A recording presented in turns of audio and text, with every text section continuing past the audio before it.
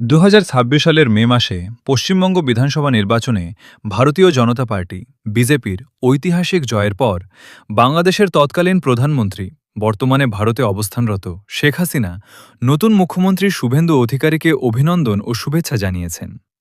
জাগরণ ত্রিপুরা .com+এ এই ঘটনার মূল বিষয়গুলো হল অভিনন্দন বার্তা।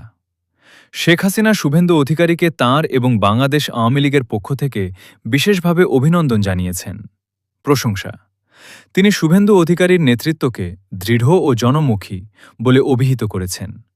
আশা প্রকাশ, শেখ হাসিনা আশা প্রকাশ করেছেন যে শুভেন্দু অধিকারীর নেতৃত্বে বাংলাদেশ ও পশ্চিমবঙ্গের মধ্যে বন্ধুত্বপূর্ণ সম্পর্ক ও সহযোগিতা বৃদ্ধি পাবে এবং এই সম্পর্ক নতুন উচ্চতায় পৌঁছাবে। প্রেক্ষাপট, 2024 সালের আগস্টে গণ অভ্যুত্থানের পর শেখ হাসিনা ভারতে আশ্রয় নেওয়ার সময় শুভেন্দু অধিকারী তার পাশে দাঁড়িয়েছিলেন বলে রাজনৈতিক মহলে চর্চা রয়েছে।